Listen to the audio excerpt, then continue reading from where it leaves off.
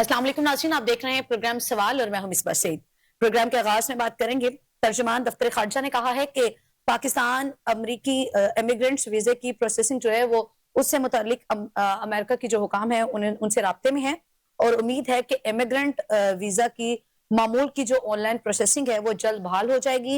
उन्होंने मजीद कहा कि पाकिस्तान सूरत हाल के पुरअमन हल के लिए तमाम कोशिशों की हिमायत करता है। चूंकि अमरीका ने जो है वो पाकिस्तान समेत 75 ममालिक ऐसे हैं जिनके इमिग्रेंट वीजे के हवाले से जो है वो पाबंदी आयद की थी। इस पर बात करेंगे। इसके साथ साथ जो है पाकिस्तान ने ईरान समेत किसी भी हमसाया मुल्क के खिलाफ अपनी फजाई हदूद के इस्तेमाल की इजाजत से जो है वो इनकार कर दिया है। तर्जमान फॉरेन ऑफिस ताहिर अंद्राबी कहते हैं कि पाकिस्तान की पॉलिसी में किसी भी हमसाया मुल्क के खिलाफ अपनी फजाई हदूद इस्तेमाल करने की इजाजत देने का कोई तस्वर नहीं है। मुल्क की पॉलिसी के मुताबिक पाकिस्तान ने ना माजी में और ऐसी इजाजत दी है और ना ही मुस्तकबिल में जो है वो ऐसी कोई इजाजत देगा। इसके साथ साथ हम बात करेंगे अमेरिका की जानिब से जो है वो वेनेजुएला के खिलाफ हालिया जारहाना इकदाम और ट्रंप इंतजामिया की जो तेल कंपनियों के मालिकान के साथ खुली कुर्बतें हैं, क्या ये किसी इत्तेफाक का नतीजा है या फिर ये एक मुनज़्ज़म सियासी और मुआशी हिकमत अमली जो है ये उसका नतीजा है। और प्रोग्राम के आखिरी हिस्से में हम डिबेट करेंगे तालिबान की आदत में जो अंदरूनी इख्तलाफात हैं वो भी देखने को मिल रहे हैं। काबुल बमुकाबला कंधार ताकत की जंग जो है वो इस वक्त आमने सामने है। ये तमाम तर मौज़ूआत हमारी आज की डिबेट का हिस्सा होंगे और इन पे मुदल्लिल गुफ्तगू करने के लिए मेरे साथ स्टूडियो में मौजूद हैं एहसन ज़िया साहब, सीनियर एनालिस्ट हैं, कौमी और बैनुल अक़वामी अमूर पर गहरी नजर रखते हैं। फर्स्ट ऑफ ऑल अस्सलाम वालेकुम एहसन ज़िया साहब। सबसे पहले तो बात करेंगे तर्जुमान दफ्तर खारजा की जानिब से स्टेटमेंट सामने आई है। उन्होंने कहा है कि पाकिस्तान जो है वो अमरीकी इमिग्रेंट वीजा की प्रोसेसिंग से मुतालिक अमरीकी हुकाम से जो है वो राबते में है और उम्मीद है कि इमिग्रेंट वीजा की जो मामूल की ऑनलाइन प्रोसेसिंग है वो जल्द बहाल हो जाएगी। चूंकि अमेरिका की जानिब से पाकिस्तान समेत 75 ऐसे ममालिक हैं जिनके इमिग्रेंट वीजे के हवाले से जो है वो पाबंदी आयद की गई थी। क्या कहेंगे आप? देखिए, इसमें सबसे इंपॉर्टेंट बात तो ये है कि पहले ये पाबंदी लगी क्यों थी। एक ऐसा मुल्क जो कि कुछ अर्सा कबल जो ट्रंप है उनको कह रहा था कि इसको नोबेल प्राइज मिलना चाहिए, हमारे प्राइम मिनिस्टर जो थे उसको सलूट कर रहे थे और ये कहा यह जा रहा था कि हमारे पास जितनी भी मिनरल्स हैं, जो रेयर मिनरल्स हैं वो अमेरिका जो है उसको दे दिए जाएंगे और फिर दे दिए भी गए। और एक कंसाइनमेंट जो है पिछले दिन हमने सुना भी कि वो चली भी गई। यानी हम हद से ज्यादा बिछ गए अमेरिका के सामने। अब 75 मुल्क हैं जी, 75 मुल्कों में अगर मैं 74 के बारे में कहूं तो उनमें से किसी ने ट्रंप को ये नहीं कहा कि हम आपको नोबेल प्राइज के लिए नामजद करते हैं। बिल्कुल किसी ने और किसी की लीडरशिप ने ट्रंप को सैल्यूट नहीं किया। सही, हमने सैल्यूट किया। किसी की लीडरशिप ने जाकर ट्रंप को अपने रेयर मिनरल्स जो हैं वो उसको डिस्प्ले नहीं किया उसके सामने और ये नहीं कहा कि हम आपको देंगे। और हर तरह के जो कायदो ज़वाबित हैं उसे पसे पुश्त डालकर बिल्कुल अमेरिका के सामने नहीं बिछा जिस तरह हम बिछे हैं। यानी हमने तो पंजाबी में कहते आखिर कर दी थी ना एक बारी, तो हमने तो आखिर की, यानी आखिरी हद तक चले गए हैं। तो शामद के अंदर आखिरी हद तक गए हैं हम उनको अपने सर पर बिठाने के लिहाज से। लेकिन उसके बाद हुआ क्या है कि हमारा हाल भी उन 74 ममालिक की तरह ही है जिसको ट्रंप ने कहा ठीक है जी आपको वीजा जो है, इमिग्रेंट वीजा जो है उसको उन्होंने स्टॉप कर दिया। तो हमें तो उन्होंने कोई जो खुसूसी किस्म की शफकत या खुसूसी किस्म का कोई भी स्टेटस नहीं दिया। हमें भी उन्हीं लोगों में रखा जो जाहिर बात है जिनको अमेरिका पसंद नहीं करता, अमेरिका को उनसे शायद दुश्मनी या उसको लगता है कि ये ममालिक जो है ये मेरे फेवर में नहीं है या इसके इमिग्रेंट के आने से अमेरिका को नुकसान पहुंचेगा, यानी उस लिस्ट में हमें रखा। अच्छा ऐसा सब इंटरेस्टिंग बात इसमें यह है कि चूंकि पाकिस्तान के साथ ताल्लुकात भी अमेरिका के अच्छे हैं और आप बात भी कर रहे हैं कि अमन के नोबेल इनाम के हवाले से भी अब दिलचस्प बात तो ये है कि इन 75 ममालिक में पाकिस्तान तो शामिल है लेकिन भारत गालिबन इसमें शामिल नहीं है। तो चूंकि अगर तो पाकिस्तान के साथ ताल्लुकात इतने अच्छे हैं तो पाकिस्तान इस लिस्ट में शामिल है लेकिन भारत इसमें शामिल नहीं है, ये कैसी मंतक है अमेरिका की? देखिए, मैंने आपसे कहा ना कि बुढ़ा पागल है, तो अब वो तो पागल है लेकिन वो अपने मुफादात के लिए बहुत ज़हीन है। अच्छा, जो ट्रंप जो है 3 बुढ़े जो है ना इस दुनिया के अमन को ना इस वक्त खतरे में डाल के रखा और अपनी मनमानियां कर रहे हैं, बदमाशियां कर रहे हैं, फरौनियत दिखा रहे हैं। ये नॉर्मल लोग नहीं है मेंटली। उसमें एक नेतन्याहू है, एक मोदी है और तीसरा बड़ा कैरेक्टर जो है بلکہ سب سے بڑا کریکٹر وہ ٹرمپ ہے. تو اب وہ جو کچھ دنیا کے ساتھ کر رہے ہیں, غنڈہ گردی جو وینزویلا کے ساتھ کیا ہے, جو باقی ممالک کے ساتھ کرنے جا رہے ہیں, ہم نے تو بلا سوچے سمجھے, ہم نے تو یہ سوچا ہی نہیں کہ یار یہ کیا ہم کر رہے ہیں. مثلا ہماری جو کوئی خاص حیثیت ان کے سامنے نہیں ہے نا. آپ کے باشندوں کے امیگرینٹ ویزے انہوں نے روک دیے, ایک لسٹ بنائی انہوں نے 75 ممالک کی جو امریکہ کے سمجھے خلاف ہے, ہم تو ان کے آگے پیچھے جا رہے تھے. تو جو ہم نے ان کو وعدے کیے تھے اپنی مکمل طور پر سب مشن کے, یا ہم نے کہا تھا جناب ہم آپ کے سامنے پیچھے جا رہے ہیں, اور امریکہ کا شاید ہم غضب جو تھا یا اس سے ڈر رہے تھے کہ ہم پر غضب نہ آئے اور ہم بچنے کی کوشش کر رہے تھے, وہ تو نہیں ہوا. امیگرینٹس کے ساتھ آپ یہ سمجھ لیں کہ امریکہ نے آپ کو ایک ایسی لسٹ میں رکھا ہوا ہے کہ جو پسندیدہ لسٹ نہیں ہے. پاکستان اور انڈیا جس کو ہم بظاہر یہ سمجھ رہے تھے کہ وہ اس کے ناپسندیدہ ممالک ہیں, لیکن وہ اس میں نہیں ہے, وہ تو پسندیدہ ممالک میں ہے نا. ظاہری بات ہے اب آپ کے 200 کے لگ بھگ جو ممالک ہے دنیا کے اندر, ان ممالک کے اندر ظاہری بات ہے اگر 75 ایک طرف ہے تو باقی ان کے حق میں بھی تو ہے نا کچھ ایسے ممالک جن کو پسند بھی کرتا ہے.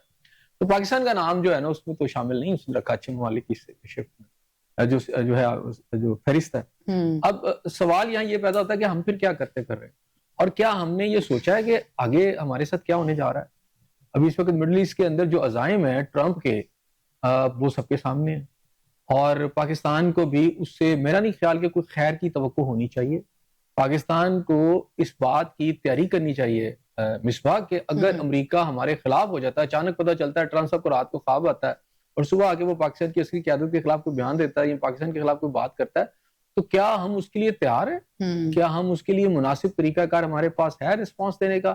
کیونکہ ان کا جو اس ایریے میں ایجنڈا ہے پورا اس مڈل ایسٹ کے اندر, اس میں پاکستان ایک بڑا ٹارگٹ ہے, لیکن وہ ہمیں مخفی رکھ کر, یعنی فوری طور پر فرنٹ پہ نہیں آ رہا, لیکن ایک ایک کر کے سب کو مار رہا ہے. تو اس میں پاکستان تو میں سمجھتا ہوں سر فہرست, اور پاکستان کے ساتھ وہ بہت پہلے یہ کر چکے ہیں, وہ تو پاکستان بچ گیا نا. اب ہماری کیا تیاری ہے؟ اب ویزے لگنا, اچھا ہمارے وزارت خارجہ ہم رابطے میں ہیں جی, ہم یہ کر رہے ہیں, ہم وہ کریں. پہلے تو آپ یہ بتائیں کہ جب لگا تھا آپ کو پتا تھا, آپ کی وزارت خارجہ کو پتا تھا کہ آپ کا نام بھی فہرست میں آ رہا ہے؟ آپ کو تو اتنا بھی نہیں انہوں نے سمجھا کہ وہ آپ کو بتائیں کہ جناب ہم آپ کے ساتھ یہ کرنے جا رہے ہیں, آپ کو تو یہ پتا چلا. اور اب آپ پاکستانیوں کو یہ بتا رہے ہیں کہ جناب نہیں ہم ان کے ساتھ رابطے میں ہیں, یہ جلدی ختم ہو جائے گی. لگی کیوں پابندی جی؟ ہاں پابندی, پہلا سوال یہ ہے صاحب امریکہ پابندی لگانے کی وجوہات, امریکہ یہ بتاتا ہے کہ ہمارے جو ٹیکس پیئر کے پیسے ہیں وہ یہ جو امیگرینٹس ہیں یہ کھا لیتے ہیں. وہ کہتے ہیں کہ سوشل سیکیورٹی بھی یہ لے لیتے ہیں, اور یہاں آ کر جو ہے وہ امداد بھی لیتے ہیں, بچے بھی اپنے پالتے ہیں, تعلیم بھی ان کو مفت دلواتے ہیں. لہٰذا وہ کہتے ہیں کہ یہ جو ساری یہ سچویشن ہے یہ ہمیں قابل قبول نہیں ہے. اچھا ان کو یہ قابل قبول نہیں ہے, تو ہمیں یہ قبول ہے کہ دنیا کے جو ریئر منرلز ہیں ہم نے اٹھا کے ان کو دے دی اور ہم ان کو شپمنٹ کر رہے ہیں. یہ تو پھر ہمیں خود سوچنا چاہیے نا, مطلب دنیا کے وہ ریئر منرل جو امریکہ کو نہ ملے تو ویسے اس کی موت واقع ہو جائے, اس کی پوری انڈسٹری زمین پر آ پڑے. ٹھیک ہے نا. اب اس کی ایک آئل ہے اور اس کو چاہیے آپ کو جو آپ کے ریئر منرلز ہیں دنیا میں, اس کو دو چیزیں نا, وینزویلا پہ اسی لیے قبضہ کیا, اور اس نے اب بلکہ اس کے بارے میں تو یہ کہ اس نے اب سیل شروع کر دیا وہاں پیٹرول کی. آج کی خبر یہی ہے نا, آئل بیچنا شروع کر دیا, اور اس کے پیچھے ایک بڑی گہری سازش تھی جو اس نے کی. اور آپ کے ریئر منرلز یا چائنا کے پاس ہے یا پاکستان کے پاس, پاکستان تو بڑا ٹارگٹ ہوگا نا. آپ یہ سمجھیں کہ ریئر منرلز جو ہیں اس کی سب سے بڑی ریکوائرمنٹ اس وقت امریکہ کی یا آئل ہے یا ریئر منرلز ہے. تو پاکستان کے پاس آئل تو نہیں ہے, ریئر منرلز تو ہیں, وہ تو خیر ہم پہلے ہی ان کو دے چکے ہیں. لیکن اگر وہ کہے جی میں نے آگے سارا ہی قبضہ کر لینا تو ہم کیا کر سکیں گے؟ تو سوال یہ ہے کہ ہماری لیڈرشپ جو ہے وہ کیا اتنی عاقبت ناندیش ہے کہ انہیں پتہ ہی نہیں کہ یار ان کے ساتھ ہونے کیا جا رہا ہے, اور ٹرمپ کے آگے پیچھے کیوں جا رہے ہیں. میرا خیال ہے اب آپ ہمیں ہوش کے ناخن لینے چاہیے. جو اس مڈل ایسٹ کے ایجنڈا ہے امریکہ کا, اسرائیل کا, اور اس کے بعد جو ہے انڈیا کا, وہ سب کے سامنے ہے. ایران کے ساتھ ساتھ ہو سکتا ہے اس سے پہلے آپ کی باری آ جائے اور ایکٹیو کر دیا جائے, آپ کا مشرقی محاذ بھی ایکٹیو کر دیا جائے, مغربی کر دیا جائے, اور ایران کے اندر بھی وہ آپ کے حوالے سے کچھ نہ کچھ کریں. تو بہرحال اس کے اندر میں سمجھتا ہوں کہ جو آپ نے اپنے شروع میں کہا کہ اس وقت کی جو صورتحال ہے اس کے اندر آپ نے انڈیا کا ذکر کیا کہ انڈیا کے حوالے سے تو وہ کچھ بھی نہیں کر رہا. تو ہمیں یہ سمجھنا چاہیے کہ کیا سچویشن ہے.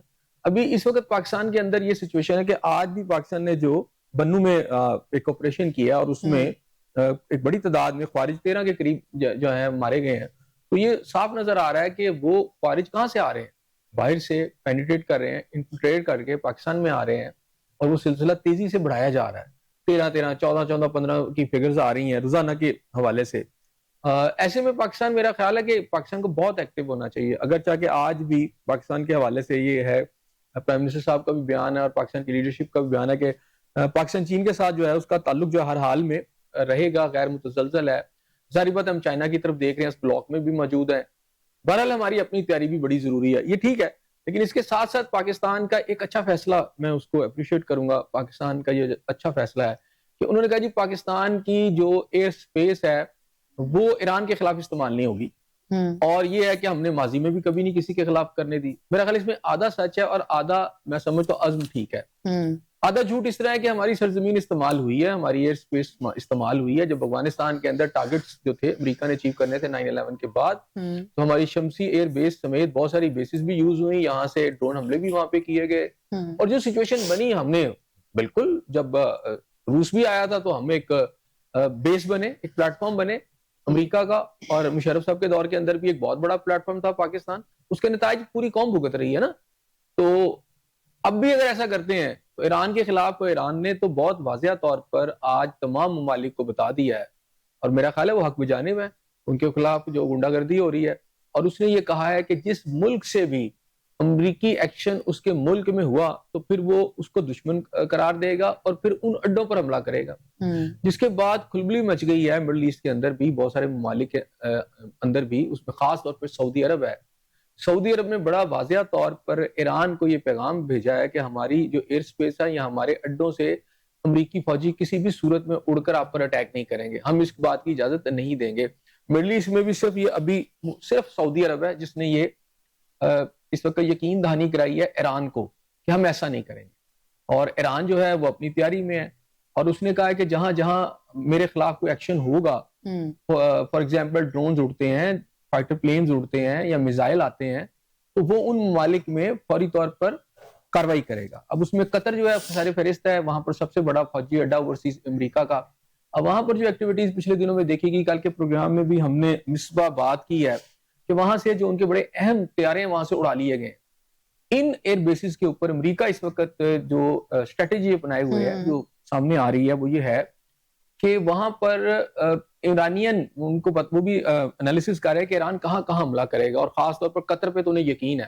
اس لیے قطر سے انہوں نے خاص طور پہ جو ہیوی اکوپمنٹس ہیں یا بڑے جہاز ہیں یا جو آپ سمجھیں کہ ایسا ان کا اکوپمنٹ ہے کہ جو بڑا سینسٹیو ہے, کیونکہ یہاں سے وہ نہ صرف فضائی حملے کر سکتے ہیں, میزائل ان کی ٹیکنالوجی ہے, اس کے علاوہ یہ ہے کہ جو آپ کی آئی ٹی کے ریلیٹڈ جتنی بھی ان کی وہاں ایکسپرٹیز ہیں اس کو وہ دیکھتے ہیں. اور جتنی بھی ایئر بیسز ہیں, اگر بات کروں جو 30-40 ہزار امریکی فوجی جو موجود ہیں اس وقت مڈل ایسٹ کے اندر, تو اس کو سینٹرلائز کمانڈ ان کی وہ قطر کے اندر ہے. تو اب اس کمانڈ کو اس انداز میں وہاں سے خالی بھی کر رہے ہیں, اس حد تک رکھنا چاہتے ہیں کہ اگر ان پر اٹیک آئے ایک تو اس کو روک لیں, دوسری بات اگر نہیں رک سکتا تو ان کی تباہی زیادہ نہ ہو. انہوں نے اپنا خاص طور پر جو ہیوی اور قسم کے اور ایک جدید لڑاکا طیارے ہیں وہاں سے انہوں نے ہٹا لیے ہیں تاکہ ان کا جو کاؤنٹر اٹیک ہوگا ایران کا اس کو فیس کر سکے.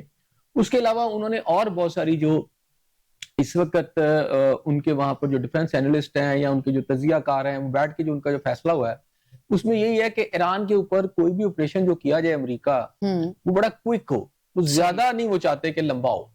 اب اس کے لیے وہ اسٹریٹجی بنا رہے ہیں جس کے اندر یہ ہے کہ سب سے پہلے ایران کی جو میزائل ٹیکنالوجی جہاں جہاں لگی ہے اس کو فوری طور پر ناکام کیا جائے, پیرالائز کیا جائے. فوجی انسٹالیشن تو ان کی ہیں ہی, خاص طور پر میزائل جہاں جہاں ہیں ان کے جہاں بھی موجود ہیں ان میزائل بیسز کو ختم کیا جائے. پھر فضائیہ تو ایران کی خیر اتنی اسٹرانگ نہیں ہے, لیکن بہرحال ان کے پاس ہتھیاریں موجود ہیں, وہ اگر نکلتے ہیں تو وہ بھی کچھ نہ کچھ نقصان تو پہنچائیں گے. شاید اس کو تو وہ نیوٹرلائز کر لیں, لیکن میزائل ٹیکنالوجی میرا خیال ہے ایران کی ایک ایسی اپر ہینڈ ہے باقی ممالک کے اوپر جو کہ دوسروں کے پاس نہیں. اب یہ ضرور ہے کہ وہاں پر ابھی پچھلے دنوں ایران کے اندر جب یہ سارا فسادات ہو رہے تھے, وائلنس ہو رہا تھا, سول وار کی شکل دکھا کر, اور وہاں پر جو دہشت گرد گھسائے گئے اس کی سرحدوں سے ایران کے اندر, وہاں پر خاص طور پر انٹرنیٹ جو تھا ایک ٹول کے طور پر استعمال کیا گیا تاکہ اس وائلنس کو زیادہ کیا جا سکے, عوام میں اشتعال ہو, یہ سارا کچھ. تو ایران نے اس کے سگنل روکنے کی کوشش کی. اطلاعات یہی ہیں کہ 3-4 دن تو ان کو لگے, لیکن وہ کوئی 20-25% ہی اس کو ختم کر سکے. لیکن یہ جو ایلون مسک ہے نا, اس کے وہ جو کیا ہے اسٹار والا جو سیٹلائٹ سسٹم ہے سارا, یا جو ٹیکنالوجی ہے تو اس کو وہ روک نہیں سکے, وہ ڈائریکٹلی آ رہی تھی ان کے وہاں پر. اس کا اکوپمنٹ جو تھا نا بانٹ دیا گیا تھا پہلے سے لوگوں کے اندر, اور وہ ٹیلی فونز کے ذریعے اور پھر یہ ہے کہ انٹرنیٹ کے ذریعے وہ پیغامات آ رہے تھے.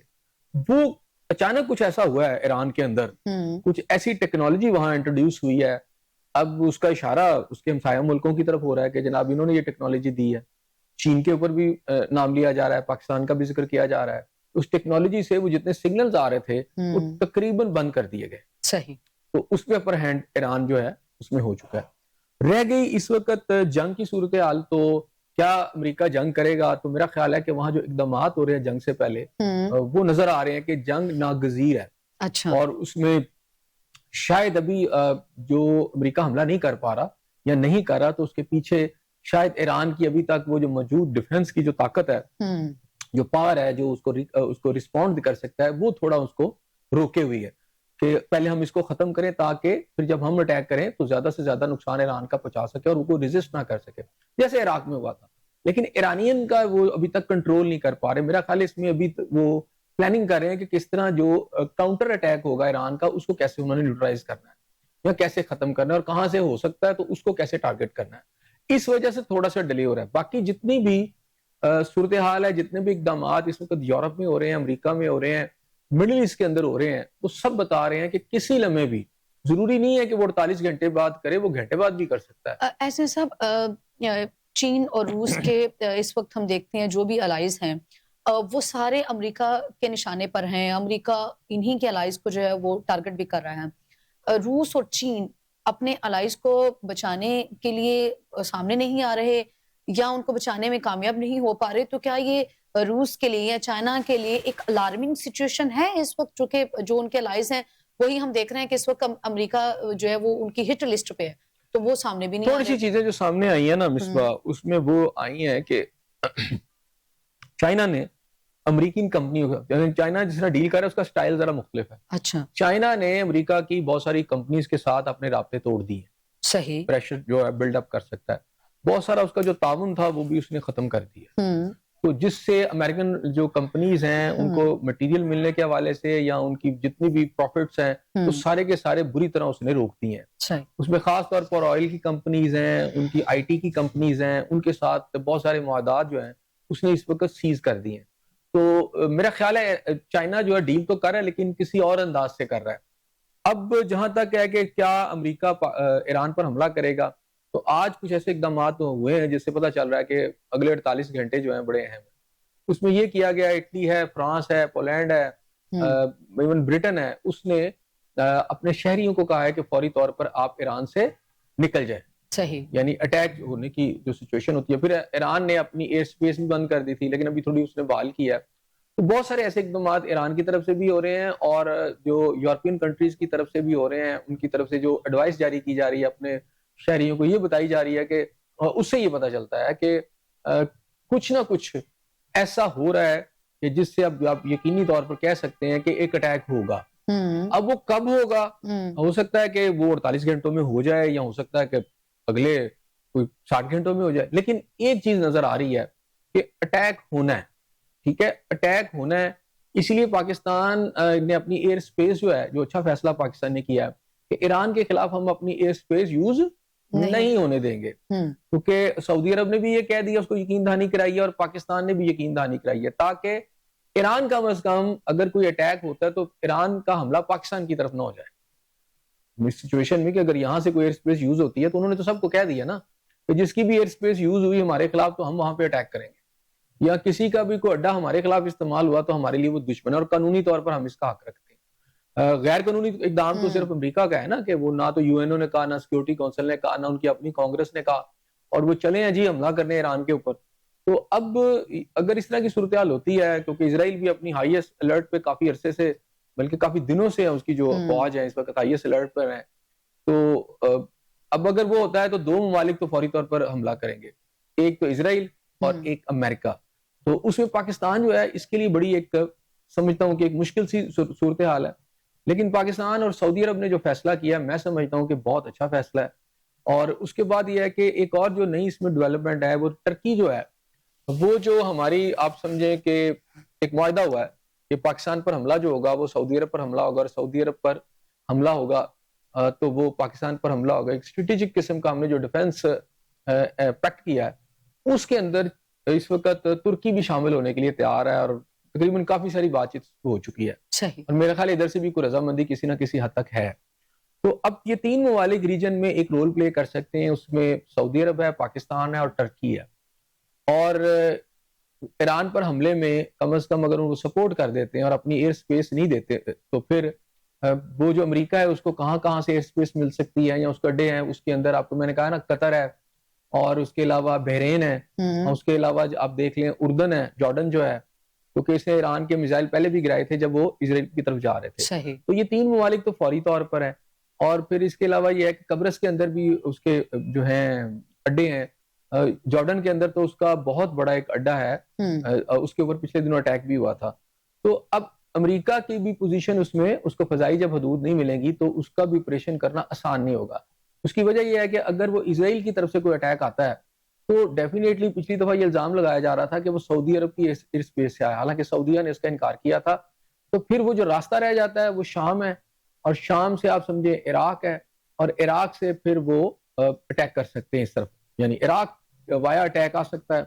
لیکن اگر وہ شام میں بھی جاتے ہیں تو پھر اب جارڈن بھی ہے، تو رستہ تو صرف ایک یہی رہ جاتا ہے. ٹھیک ہے. دوسری طرف یہ ہے کہ اگر وہ قطر کی طرف سے آتے ہیں یا یو اے کی طرف سے آتے ہیں، یو اے بھی جو ہے اس وقت الائی جو ہے نا قسم کا، وہ سعودی عرب کے ساتھ بھی الائی نہیں ہے اس وقت، وہ اسرائیل کی لائن ٹو کر رہا ہے، کیونکہ اس وقت اسرائیل کے ساتھ اس کے تعلقات جو ہیں بہت زیادہ ہیں، اس نے اس کو مانا بھی ہے. تو ایران جو ہے پھر جو کاؤنٹر اٹیک کرے گا وہ اس میں یو اے بھی آ سکتا ہے، اس میں آپ سمجھ لیں کہ قطر بھی آ سکتا ہے، اس میں بحرین بھی آ سکتا ہے. یہ چھوٹے چھوٹے ممالک ہیں. یہ تو ایران کا کاؤنٹر اٹیک میں نہیں سمجھتا کہ اس کو سنبھال سکیں گے یا اس کو برداشت کر سکیں گے، کیونکہ بڑا وہ سویر قسم کا اٹیک ہوگا. اور رہ گیا اب بات امریکہ کی، تو امریکہ کو بھی وہ جہاں تک انہوں نے تو کہا ہے کہ جی ہم آخری گولی تک لڑیں گے. تو جب کوئی ملک یہ ٹھان لے کہ ہم نے یہ کر رہے ہیں، اور ایران ایک چھوٹا ملک نہیں ہے. اوبویسلی آپ کہہ بھی رہے ہیں سنجاد صاحب کہ اگر کوئی ایئر سپیس نہیں دیتا تو پھر امریکہ کے لیے بھی آپریشن کرنا جو ہے وہ مشکل ہوگا. جنگ جو ہوتی ہے وہ بڑی خوفناک ہوتی ہے. سیکنڈ ورلڈ وار میں تقریباً 10 کروڑ بندہ جو ہے وہ مارا گیا. جو سپر پاور ہوتی ہے سنجاد صاحب اس کے تو کندھوں پہ بڑی ایک ذمہ داری ہوتی ہے. اس کو تو ایک ذمہ داری کا مظاہرہ کرنا چاہیے کہ میں نے تو ایک اشارہ دیا نہیں اور جنگ چھڑی نہیں. اس وقت کی سپر پاور تو بلا شبہ ایک جنگ ہی چاہ رہی ہے. تو کیا جنگ تو ہم عموماً کہتے ہیں کہ جنگ تو حل نہیں ہوتا نا، تو پھر جنگ چھڑ جائے تو پھر وہ ابھی ہم بتا بھی رہے ہیں کہ سیکنڈ ورلڈ وار میں 10 کروڑ بندہ مارا گیا. دیکھیں انسانیت کی جو تاریخ ہے نا اس میں یہ سب کو پتا ہے. وہ قرون وسطیٰ لے لیں یا اس سے پیچھے چلے جائیں، سب کو پتا ہے کہ جنگ کا نقصان ہوتا ہے. لیکن پھر بھی جنگیں ہوتی ہیں نا. سب کو پتا ہے کہ ٹیبل ٹاک کی جا سکتی ہے، لیکن ٹیبل ٹاکس نہیں ہوتی. مفادات ہوتے ہیں. ان مفادات کے تحفظ کے لیے پھر کچھ گروپس آ جاتے ہیں جو ملکوں کے اقتدار پہ قبضہ کر لیتے ہیں، اور پھر ان کے اپنے مفادات ہوتے ہیں. وہ اپنی ریاستوں کو بھی استعمال کرتے ہیں، مس یوز کرتے ہیں بلکہ، اور دوسروں کے لیے بھی زندگی اجیرن کرتے ہیں. اور پھر اس کے نتیجے میں جنگیں ہوتی ہیں، جنگ و جدل ہوتا ہے. اور وہ ممالک جو کمزور ہوتے ہیں ان پر تو قبضہ کر لیتے ہیں وہ ممالک، لیکن وہ ممالک جو کہ پھر آگے نہیں سرنڈر کرتے وہ لڑتے ہیں. اب اس میں نقصان کیا ہوتا ہے یہ میٹر نہیں کرتا. یہی انسانی تاریخ ہے کہ اس کی وجہ سے ریاستیں بنتی ہیں، ٹوٹتی ہیں، پھر نئی بڑی ریاستیں بنتی ہیں. تو یہ ایک ایسا سلسلہ ہے کہ آپ اخلاقی طور پر اگر کسی کو کہیں گے نا کہ اخلاقی طور پر یار آپ اس طرح نہ کریں، تو شاید آپ کی بات کوئی نہیں مانے گا. طاقتور آپ کی بات کیوں مانے گا؟ اسے پتا ہے میں ان کو ہٹا کے قبضہ کر سکتا ہوں. تو اس کو جو ہے سمجھانے کے لیے، اس کے خلاف ایک ڈیٹرنس کے لیے، اسی لیے دین نے بھی کہ اپنے گھوڑے تیار رکھو، یعنی یہ آپ کے ساتھ ہو سکتا ہے. تو اس وقت جو آپ سمجھ لیں کہ ایک شیطانیت ہے، ایک سفاکیت ہے، ایک بے حسی ہے، ایک غیر انسانی رویے جو ہیں وہ اگر کسی قوم میں نظر آ رہے ہیں یا کسی اقتدار میں نظر آ رہے ہیں تو وہ امریکنز کے اقتدار میں نظر آ رہے ہیں، وہ اسرائیل کے اندر نظر آ رہے ہیں، وہ آپ کو ادھر کیا کہتے ہیں انڈیا کے اندر نظر آ رہے ہیں، کچھ اور ممالک جو ان کے اتحادی ہیں، کیونکہ یہ دنیا کے امن کو تباہ کرنا چاہتے ہیں. ان کے پیچھے ایک جاریت ہے، ننگی جاریت کر کے یہ ملکوں کے وسائل پر قبضہ کرنا چاہتے ہیں. ان کا خیال ہے کہ اب ہم بہت طاقتور ہو چکے ہیں، ہمارے پاس ایسی ٹیکنالوجی ہے کہ جہاں چاہیں جس کو مرضی مار دیں، ہمارا کچھ کوئی نہیں بگاڑ سکتا. اب امریکہ کو ایک تھوڑا سا ایج ضرور ہے، لیکن وہ ٹیکنالوجی اس وقت آپ یہ سمجھے چائنا کے پاس تو موجود ہے، رشیا کے پاس بھی موجود ہے. بدقسمتی سے مڈل ایسٹ کے اندر شاید ابھی وہ ٹیکنالوجی موجود نہیں ہے. وہ یہ ہے کہ امریکہ کو یہ پتا ہے کہ، اور ہمیشہ سے امریکہ فرسٹ ورلڈ وار ہو، سیکنڈ ورلڈ وار ہو، اس کا یہ ہے کہ اس کا ڈسٹینس اتنا زیادہ ہے, بیچ میں ایک بہت بڑا سمندر ہے, تو وہ قدرتی طور پر محفوظ رہتے ہیں. اچھا, خود انہوں نے ہر طرف دنیا کے اندر بیسز بنا لی ہیں. مثلا پورے مڈل ایسٹ میں ان کی متعدد جو ہیں بیسز ہیں, ہر ملک کے اندر ان کی بیس ہے, وہاں ان کے فوجی بھی موجود ہیں. تو میں نے کہا نا 30 سے 40 ہزار فوجی تو ہر وقت ان کے مڈل ایسٹ میں صرف موجود ہے. تو جب ان کو ضرورت پڑتی ہے تو وہ وہیں سے اٹیک کروا دیتے ہیں. وہ یہ نہیں کہ امریکہ سے کوئی میزائل آتا ہے یا امریکہ سے جہاز اڑ کے آتا ہے, سمندروں میں انہوں نے اپنی جو ہے پریزنس اس کو انشور کیا ہے. بدقسمتی سے جو باقی دنیا کے ممالک ہیں انہوں نے اس طرح اپنے آپ کو مضبوط نہیں کیا. تو یا تو ایسی ٹیکنالوجی کسی ملک کے پاس ہونا کہ امریکہ اس پر حملہ کرے, اور وہ جواب میں امریکہ کے اوپر حملہ کر کے اس کے شہروں میں بھی اسی طرح افراتفری مچا دے جیسے وہ اس کے ملک میں چاہتے ہیں. تو پھر تو شاید امریکہ کو سمجھ آ جائے, امریکہ ایسی حرکت نہ کرے. امریکہ کو یہی ہے کہ کسی کے پاس, ایک تو پھر دوسری بات ہے وہ کسی کو ایسی ٹیکنالوجی لینے نہیں دے رہا, یعنی اٹامک ٹیکنالوجی, میزائل ٹیکنالوجی, وہ خود تو ہر طرف جاتے ہیں, بربادی پھیرتے ہیں, لیکن دوسرے کو کہتے ہیں جس نے ٹیکنالوجی لے لی ہے تو یہ ہمارے لیے خطرناک ہے, دنیا کے وسائل پر قبضہ کرنا چاہتے ہیں. تو یہ تو کھلی بدماشی ہے, کسی کو جینے نہ دینا, اس کے وسائل پر قبضہ کرنا. اب قومیں جو ہوتی ہیں جن کو قومی جو عزت کا پتہ ہوتا ہے, وقار کا پتہ, وہ تو لڑتی ہیں, وہ نہیں دیکھتی کیا نقصان. ویتنام کی مثال آپ کے سامنے ہے, ایون افغانستان کی مثال آپ کے سامنے ہے. تو میرا خیال ہے ایران جو ہے اس لیڈرشپ کے ساتھ تو اتنا آسان نہیں ہے کہ امریکہ اس پہ قبضہ کر لے. باقی ہے کہ امریکہ اگر اٹیک کرتا ہے تو اس دفعہ میں سمجھتا ہوں کہ جو خطے میں ٹارگٹس ہیں امریکہ کے حوالے سے, اس کے جو بہت سارے فوجی اڈے ہیں, ایران ان کو بھی برباد کرے گا. وہ کچھ نہ کرے نہ, وہ اسرائیل کو کم از کم برباد کر سکتا. احسن صاحب, امریکہ پھر اب ایران سے کیا چاہتا ہے؟ چونکہ اس سے قبل امریکہ خود یہ کہہ چکا ہے کہ ایران کی جو جوہری توانائی ہے وہ ہم ختم کر چکے ہیں. تو پھر اب کیا چاہتا ہے امریکہ ایران سے؟ چونکہ ابھی آپ بھی بات کر رہے ہیں کہ وہ کہتے ہیں کہ جی ان کی جوہری جو توانائی ہے اس سے ہمیں خطرہ ہے. تو پھر وہ خود اس بات کو جو ہے وہ ریلیٹ بھی کرتے ہیں کہ ان کی جو جوہری توانائی ہے اسے تو ہم ختم کر چکے ہیں. تو پھر آپ کو کس چیز سے خطرہ, آپ کیا چاہتے ہیں امریکہ؟ جو طاقتور ہوتا ہے, آپ نے ایک کہانی ہم بچپن میں تھے تو سنا کرتے تھے, وہ یہ تھا کہ ندی کا پانی اوپر سے آ رہا تھا, اچھا, اور درمیان میں جو تھا نا وہ شیر تھا, اور ادھر ایک میمنہ تھا نیچے. تو وہ شیر, وہ کہتا ہے میمنے کو, آپ کا کھانے کو دل کر رہا ہے میمنے کو, تو وہ میمنے کو کہتا ہے تم پانی گندا کر رہے ہو, میں پی رہا ہوں. وہ کہتا ہے صاحب میں کیسے آپ کا پانی گندا کر رہا ہوں, پانی تو اوپر سے آ رہا ہے. صحیح, تو اوپر آپ ہیں تو میرا تو پانی ریورس ہو کے آپ کی طرف نہیں جا سکتا, بلکہ پی تو آپ رہے ہیں. تو کہتا ہے تم جھوٹ بولتے ہو, تو میری بات نہیں سنتے, اور وہ اس کو کھا جاتا ہے. اچھا, ٹھیک ہے نا. یہ ہوتا ہے کہ کمزور وہ میمنہ ہے, جو طاقتور ہے, اس کے تمام جسٹیفیکیشن اس کے پاس ہوتی ہیں. اچھا, تو ہم کیا سمجھے جو سپر پاور ہوگا یا جو پاور میں ہوگا اس کی کوئی لاجک نہیں ہے, جو پاور میں ہوگا اس کی کوئی اخلاقیات نہیں ہے, وہ جسے چاہے اسے کھا لے, ثابت کرے نا, جسے چاہے اسے اپنا شکار بنا لے. جی بالکل. وینزویلا کی مثال آپ کے سامنے ہے, کیا ہوا ہے وینزویلا کے ساتھ, اور آج اس کا آئل بیچ رہا ہے امریکہ بیٹھ کر. وہ کہتا ہے وینزویلا ہی میرا ہے, میں اب اس کا صدر ہوں. ٹھیک ہے نا. وہ طاقتور اس لیے کہا گیا اپنے گھوڑوں کو تیار رکھو, دین نے بھی آپ کو کہا ہے. اور ہر وہ ملک جو ہے اس وقت جو جنگ ہونے جا رہی ہے, یا جس طرح کی میں نے آپ کو کہا نا تھرڈ ورلڈ وار کے لیے سٹیج سیٹ کی جا چکی ہے, اب تو تھوڑا سا اور کام رہ گیا. اب وہ رک نہیں رہا نا, کام آگے سے آگے بڑھتا چلا جا رہا. ان کی پیچھے بڑی قوتوں کی ہٹ درمی ہے نا, ان کو یہ لگتا ہے کہ ہم وسائل پہ قبضہ کر لیں گے. تو جنگ تبھی ہوگی نا کہ آگے سے کوئی مزاحمت کرے گا تو پھیل سکتی ہے. اور اللہ تعالیٰ نے طاقت کبھی بھی دنیا کے اندر کسی ایک کو نہیں دی, وہ بدلتی رہتی ہے. اچھا, اس میں بعض اوقات نہیں بلکہ تاریخ میں بہت دفعہ ایسے واقعات ہیں کہ جہاں چھوٹی قوموں نے, کمزور قوموں نے بڑی قوموں پر غلبہ حاصل کر لیا. اور وہ جو بڑی قومیں تھیں یا بڑی ریاستیں تھیں, وہ اس زوم میں تھی کہ ہم بڑی طاقتور ہیں اور ہم حملہ کریں گی, انہیں تہس نہس کر دیں گے, قبضہ کر لیں گے. جنگیں اسی لیے شروع ہوتی ہیں نا, بعد میں نتائج کیا نکلتے ہیں وہ تو بعد کی بات ہے نا. تو اب اس وقت اگر وہ اس پہ کر رہا ہے تو مجھے یہ بتائیں نا, وینزویلا کے پاس کیا کوئی ایٹم بم ہے؟ اس کے پاس تو کوئی ایٹم بم نہیں ہے. اس کے پاس تیل ہے, اس تیل کو انہوں نے یعنی قبضہ کر لیا ہے کمپنیوں نے. باقی جو اس کی پالیسی آ رہی ہے, انہوں نے بڑے طریقے سے اس کی سازش کی, پھر وہاں حملے کیے فوجی طاقت کے ذریعے, اور پھر یہ ہے کہ وہاں سے لے کر اب وہ اس طرح کے سودے کر رہے ہیں, اور اس طرح کی ان کی کمپنیوں کو جو ہے تحفظ فراہم کر رہے ہیں. تو جس سے آپ کی آئل کی وہ جتنا بھی وہاں پہ بھی سیٹ اپ ہے وہ امریکہ کی اس وقت مدد کر رہا ہے. تو دنیا کے اندر جو امریکہ ہے وہ دو چیزیں ہیں اس کے اندر. وہاں ایک تیلی بیٹھے ہوئے ہیں, ہم کہتے ہیں نا تیل بیچنے والے, بالکل. تو بیسیکلی تو تیلی ہے وہاں پر. وہ ڈک چینی ہو یا ٹرمپ ہو, یہ سارے دنیا کے آئل پر اس میں ریزرو پہ قبضہ کر کے بیٹھے ہیں. اور مڈل ایسٹ میں اڈوں کی وجہ بھی یہی ہے امریکہ کی. یہ جو 40-50 ہزار فوجی مڈل ایسٹ میں ہر وقت بیٹھے رہتے ہیں, کبھی یہ تعداد بڑھ جاتی ہے کبھی کم ہو جاتی ہے. اس کی وجہ مڈل ایسٹ میں کیا ہے ایسا؟ مڈل ایسٹ میں آئل ہے. اور دوسری بات یہ ہے کہ یہ جو ایران کے خلاف جو ہو رہی ہے اس کے پیچھے تھوڑا سمجھنا پڑے گا کہ ایران کے شاید کے ساتھ جو ہے نا شاید امریکہ کا اتنا ایشو نہیں ہے جتنا اسرائیل کا ہے, ٹھیک ہے, اور اسرائیل اس کو ٹارگٹ کرنا چاہتا ہے, اور امریکہ جو ہے اس کا وہ بغل بچہ اسرائیل, اور اسرائیل بلکہ امریکہ کو کھلا رہا ہے, اور امریکہ کا جو ٹرمپ ہے وہ پوری دنیا پر ایک جنگ مسلط کر رہا ہے, اور اس کے آئل ریزرو پہ نظریں ہیں نا. ایک تو یہ ہے کہ دوسرے بڑے آئل ریزرو ایران کے پاس ہیں اور سعودی عرب کے پاس ہیں, اور تیسرے پھر سمجھے ایران ہے, کویت ہے, یہ سارے ہیں. تو اگر ادھر وہ قبضہ کر رہا ہے تو کیا ایران کے آئل پہ قبضہ نہیں کرنا چاہے گا؟ وینزویلا میں بھی اس نے اپنی مرضی کے لوگ لگا دیے تاکہ اسے کوئی نہ روکے, آئل آتا رہے. ایون پاکستان کے اندر ان کے ایسے لوگ ہیں ان کے ہاتھ میں یہ کہ جو چیزیں یہاں پر موجود ہیں وہ اس کو آسانی سے دے رہے ہیں. وہ ہمارے والے بھی کہتے ہیں یار ہم کو قبضہ نہ کرو, اٹیک نہ کرو, جو لینا ہے لے لو. تو یہ صورتحال ہے, اس کے اندر کسی جسٹیفیکیشن کی ضرورت نہیں ہوتی, جسٹیفیکیشن بنا لی جاتی ہے. ایگزیکٹلی جسٹیفیکیشن جو ہے وہ بنا لی جاتی ہے. ایسا پہلے تو یہ کہا جا رہا تھا امریکہ کی جانب سے کہ ایک تو چلیں ایران میں تو خراب معاشی صورتحال کی بات کی گئی, پھر اس کے بعد جو ہے وہ احتجاج کی صورتحال کی بھی بات کی گئی کہ حالات وہاں پہ ٹھیک نہیں ہیں. اب تو نہ احتجاج ہو رہا ہے, حالات بھی نارمل ہے, اور ابھی بھی وہ امریکہ کہہ رہا ہے کہ میں ابھی بھی ایران کے اوپر حملہ کروں گا. اس سے پہلے احتجاج تھا یا صورتحال خراب تھی.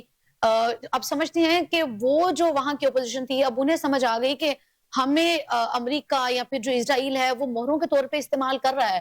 لیکن اب جب احتجاج نہیں ہو رہا یا حالات نارمل ہو گئے ہیں, اب کیا لاجک بنتی ہے کہ اب بھی امریکہ کہے میں تو حملہ کروں گا؟ لاجک کوئی نہیں بنتی. لیکن ہم نے پچھلی جنگ میں جو اسرائیل کے ساتھ ہوئی, اسرائیل بہت سارے بلند و بانگ دعووں کے باوجود ایران کا کچھ نہیں بگاڑ سکا تھا, اور بڑی ماری جو ہے مارا ماری ہوئی, اور ایران نے پھر جو اسرائیل کو سبق سکھایا وہ بھی سب کے سامنے. اور پھر اینڈ پر کون آیا بیل آؤٹ کرنے کے لیے؟ امریکہ, جس نے وہاں پر جو بھی کہا جی ہم نے ان کی جو اٹامک طاقت ہے اس کو ختم کر دیا ہے. تو آج اسرائیل اور امریکہ کو یہ سمجھ آ گئی ہے کہ ایران کو اسرائیل جو ہے وہ اکیلا نہیں اس کو کر سکتا کچھ بھی. اب اس کا حل کیا ہے؟ اس کا حل یہ ہے کہ امریکہ براہ راست حملہ کرے ایران کے اوپر, اور وہ حملہ ہو ایک بڑا حملہ, اور بڑا اتنا ہیوی ہو کہ ایران کو رسپونڈ کرنے کا موقع نہ ملے. جب امریکہ آ کے یہ حملہ سارا کر رہا ہو تو پھر اسرائیل بھی اس میں شامل ہو جائے. یعنی یہ ایک مجھے لگتا ہے اسٹریٹجی کہ پچھلی جنگ نے ان کو یہ سکھایا ہے کہ اس خطے میں اسرائیل, جس کو وہ سمجھ رہے تھے کہ بہت طاقتور ملک ہے, ایران نے جو اس کی کٹ لگائی نا وہاں پر, تو اب امریکہ ہی ایک ایسا ملک ہے جو ایران کو تباہ کر سکتا ہے یا برباد کر سکتا ہے یا اسرائیل کے لیے راستہ بنا سکتا ہے, اس کے گریٹر اسرائیل کے لیے. تو ایران کے حوالے سے میرا خیال ہے یہ پالیسی بنائی گئی ہے کہ اس میں امریکہ خود براہ راست کودے, اور ہر طرف سے جو اس کے الائز ہیں یا جو اس کے وہاں پہ ممالک ہیں ان کو ڈرائے دھمکائے بھی ساتھ میں ملائے. تو ایسا صاحب امریکہ تو براہ راست ہر جنگ میں خود ہی کود پڑا ہے, اور ایران کے ساتھ دیکھ لیں اور باقی ممالک کے ساتھ وہ تو خود جنگ میں کودا ہوا ہے. تو اس کی وجہ یہ ہے نا کہ ان کے پاس طاقت ہے نا. ہمارے یہاں پر جو عرب ہیں یہ یاشیوں میں پڑے رہے ہیں, آئل ان کے پاس تھا, جو یہ کماتے تھے اس آئل سے وہ بھی پیسہ انہی بینکوں میں رکھتے ہیں, یورپ اور امریکہ کے بینکوں میں رکھتے ہیں, وہیں جا کے یاشیاں کرتے ہیں. تو پھر انہی کے جوتے انہی کے سر پر. امریکہ کی جانب سے ابھی یہ کہا جا رہا ہے کہ اب ہم جو ہیں وہ غزہ کا فیز 2 شروع کریں گے.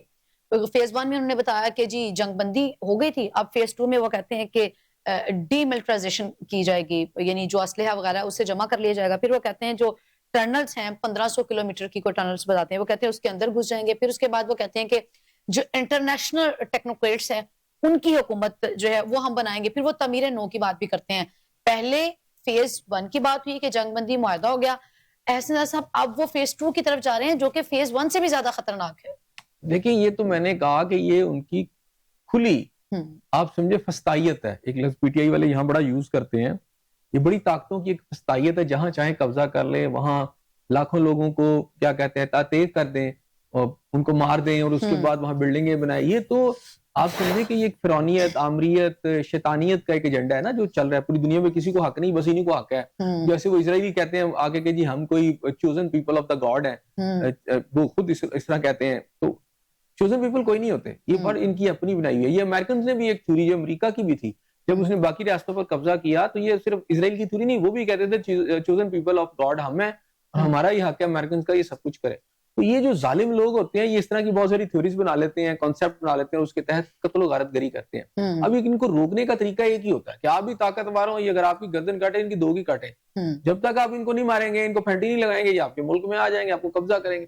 اب یہ جو چیزیں ہیں, اگرچہ کہ یہ الفاظ سخت ہیں, لیکن اب یہ جو کر جو رہے ہیں, یہ اب بتائیں نا کہاں گیا اقوام متحدہ, کہاں گئی سیکورٹی کونسل, کہاں گئے وہ محکمے جتنے بھی ادارے ہیں. امریکہ تو خود ان سے ہٹ گیا ہے. تمام بہت سارے ممالک سے, بہت سارے ایسے اداروں کے اندر سے یہاں پر جو انسانیت کی بات کی جا رہی تھی, جہاں انسانی حقوق کی بات, جہاں انوائرمنٹ کی بات کی, وہ کہتے ہیں جی ہم اس کے اندر شامل ہی نہیں ہے. تو اب ایک بے لگام گھوڑا ہے, اس کو کس طرح آپ نے کرنا ہے, کوئی ادارہ اس کو کنٹرول نہیں کر رہا. تو اس کے لیے جو چھوٹے ممالک ہیں یا وہ ممالک, ان کو چاہیے کہ جو اپنی عزت و قومی عزت کو کچھ سمجھتے ہیں, قومی وقار کو سمجھتے ہیں, قومی سرحدوں کی سلامتی چاہتے ہیں, تو پھر ان کو کھڑا ہونا پڑے گا. وہ لڑیں گے, جس کے پاس طاقت ہوگی جتنی ہوگی وہ لڑیں گے. لیکن اب امریکنز یہ سمجھتے ہیں کہ وہ جو ٹرمپ یہ سمجھتا ہے کہ ہم یہ سارا کچھ جو ہے ہم سمیٹ سکتے ہیں, تو ہم کیوں نہ سمیٹیں. ایسر صاحب, اس میں جو کیچ ہے وہ یہ ہو سکتا ہے کہ غزہ میں یہ جو کچھ کرنا چاہ رہے ہیں, اتنی چیزیں تو انہوں نے بتا دی ہے, ہم یہ سارا کچھ غزہ میں جو ہے وہ کریں گے, تو اس سے اسلامی دنیا کی یا لوگوں کی جو ہے وہ اٹینشن ڈائیورٹ کر رہے ہیں وہ ایران کا محاذ کھول کر, یا پھر اب انہوں نے ٹھان لی ہے کہ ہم نے حملہ کرنا ہی کرنا ہے, یا پھر غزہ میں یہ سارا کچھ کرنے کے لیے اٹینشن ڈائیورٹ کر رہے ہیں؟ دیکھیں, غزہ تو ختم ہو چکا ہے, وہ تو ان کے پاس ہے. اس وقت ٹارگٹ ایران ہے. اچھا, غزہ کی باتیں بیچ میں وہ ایسے ہی لگے ہوئے ہیں, وہ ایجنڈا شاید تھوڑا ڈیلے ہو جائے کیونکہ وہ کر نہیں سکے.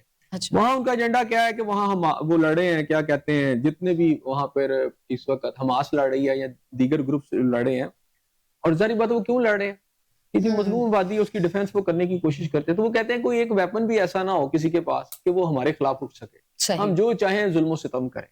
تو اس لیے وہ ڈس آرمامنٹ جو ہے اس ایریے کا ڈسارم کرنا جو ہے حماس کو, اور یہ سارا کچھ, اور اس میں مسلم ممالک کو شامل کرنا, یہ اسی پلان کا حصہ ہے نا, کہ وہاں اس مڈل ایسٹ میں کوئی مزاحمت نہ رہے. تو دوسری مزاحمت جو بڑی ہے وہ ایران کی طرف سے انہیں نظر آ رہی ہے, باقی تو کہیں سے کوئی مزاحمت تو نہیں جو ہے. وہ وہاں پہ تعمیر نو کی بات کرتے ہیں, ایسا سب ایک افسوسناک بات تو یہ ہے کہ وہ تعمیر نو کے لیے پیسہ بھی عربیوں کا, پھر وہاں پہ جو خون بہ رہا ہے وہ بھی جو ہے وہ مسلمانوں کا, پھر پیسہ بھی مسلمانوں کا, زمین بھی مسلمانوں کی. دیکھیے ابھی تو کوئی وہ تو نظر آ رہے ہیں ان کا اس وقت ڈسٹرکشن کا منصوبہ ہے, ڈسٹرکشن کرنا چاہتے ہیں. وہ بالکل بھی کوئی امن نہیں چاہتے, وہ بالکل, کیونکہ وہ ہر ملک پہ تو جا کے بدماشی کر رہے ہیں. امن ایسا ہوتا ہے, مذاکرات تو کسی سے کر ہی نہیں رہے, وہ تو کہتے ہیں اٹیک کرنا اور قبضہ کرنا ہے, پوری ریجن چینج کر رہے ہیں, پورا سسٹم چینج کرنے پہ لگے ہوئے ہیں طاقت کے زور پہ. تو یہ امن نہیں ہے. اس میں اب غزہ چھوٹا سا رہ جائے گا. میں آپ کو بہت عرصہ پہلے سے کہہ رہا ہوں, یاد رکھیے کہ غزہ میں لگنے والی آگ مسلم ممالک کے اندر بسنے والوں کے ہر گھر اور ہر دہلیز تک پہنچنی ہے. تو وہ پہنچ چکی ہے. ہم یہ باتیں کب کر رہے تھے؟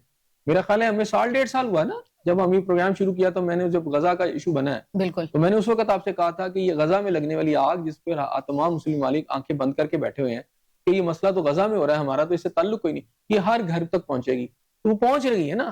اب ایران تک تو آ گئی ہے, سعودی عرب تک بھی پہنچی پڑی ہے, ٹھیک ہے, اور اس کے بعد پاکستان بھی سرحد کے پاس کھڑا ہے. اور اگر وہاں پہ ایران میں وہ کامیاب ہو جاتے ہیں تو افغانستان میں بھی پاکستان کے خلاف سچویشن ہے, اس کے علاوہ ایران میں بھی کر دی جائے گی, اور پاکستان میں تو آ ہی جائے گی سچویشن خراب ہو کے.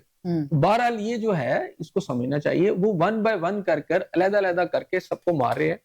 اب میرا خیال ہے ڈیفنس کا ایک ہی طریقہ ہے کہ ایک تو اپنے گھوڑے تیار رکھیں, طاقتور اپنے آپ کو کریں, میزائل ٹیکنالوجی. اصل میں امریکہ کی سپیریورٹی جو ہے نا, اگر سمجھیں, اکانومی تو اس کی ہے, لیکن کیونکہ فضائی برتری جو ہے نا, وہ جب تک مسلمان ٹیکنالوجی وہ حاصل نہیں کریں گے, اس کا مقابلہ نہیں کر پائیں گے. وہ کرنا پڑے گا. ایک تو یہ ہے کہ آپ کی فضائیہ, پاکستان کے حوالے سے اگر بات کریں تو پاکستان میزائل ٹیکنالوجی سے پاکستان نے کافی حد تک اپنے آپ کو مضبوط کر لیا ہے. پھر اٹامک آپ کے پاس فیسلٹیز ہیں. دوسری اہم بات یہ ہے کہ پاکستان سیٹلائٹ ٹیکنالوجی میں بھی آگے چلا گیا, لیکن ابھی ہم بہت ابتدائی دور میں ہیں. تو مسلم ممالک کو میرا خیال ہے اس وقت سعودی عرب کو, ترکی کو, پاکستان کو مل کر سب سے پہلے ایک فنڈ فوری طور پہ قائم کرنا چاہیے, ایک میجر فنڈ جس کے اندر سیٹلائٹ ٹیکنالوجی جو ہے اس کو حاصل کیا جائے. صحیح, کیونکہ یہ ایک ایسی ٹیکنالوجی اور اس کو ایمرجنسی گراؤنڈ پہ حاصل کیا جائے. اس ٹیکنالوجی کے تحت سعودی عرب ہو, پاکستان ہو, ٹرکی ہو, یا ایک اور جو مزید ممالک ہیں ان کو اکٹھا کیا جائے. یہ سپریورٹی امریکہ کی بس اسی میں ہے. میزائل ٹیکنالوجی آپ اس کو کاؤنٹر کر سکتے ہیں, آپ سیٹلائٹ ٹیکنالوجی اور آئی ٹی کی جو ٹیکنالوجی, سائبر ٹیکنالوجی جتنی ہے, اس میں بھی پاکستان کافی آگے ہے, اور وہ اور ممالک آگے ہیں, اور اس میں ہم کر سکتے ہیں. تو اصل مسئلہ جو ہے وہ فنڈنگ کا ہے.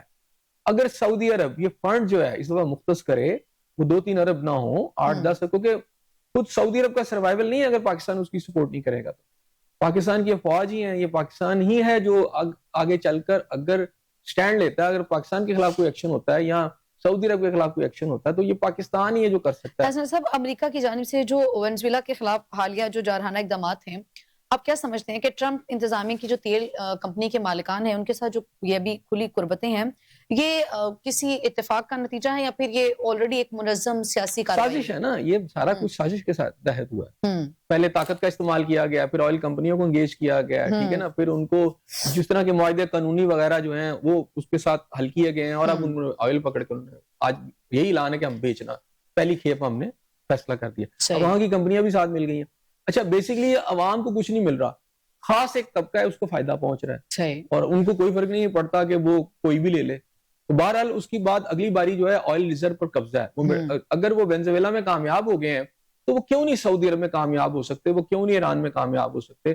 اب اس کو روکنے کا میرا خیال ہے اب سٹیج بہت قریب آ چکی ہے. اب بھی اگر ہوش کے ناخن نہیں لیں گے تو یہ سمجھتے رہیں گے کہ امریکہ آپ پر نہیں حملہ کرے گا, یا اسرائیل آپ کو کچھ نہیں کہے گا, ایران کو کر دے گا, تو میرا خیال ہے یہ احمقوں کی جنت میں رہنے کے قابل ہے. احمقوں کی جنگل میں رہنے کے مطابق. حسن صاحب, طالبان قیادت میں جو ہے وہ اندرونی اختلافات بھی سننے کو مل رہے ہیں, کیسے دیکھتے ہیں آپ یہ جو طاقت کی جنگ ہے اس وقت؟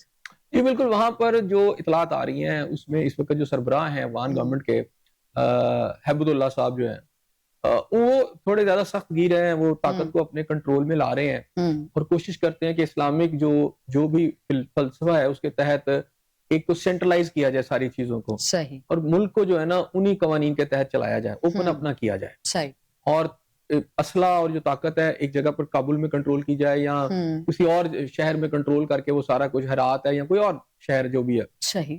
تو اس میں جو اس کے مخالفت اس کو اس وقت فیس کرنا پڑی ہے, جس کے اندر میرا خیال ہے سراج الحق جو ہے حقانی صاحب جو ہیں وہ حقانی جو گروپ کے ہیں, ٹھیک ہے نا, تو وہ اس وقت وہ مسئلہ ہے ان کے لیے.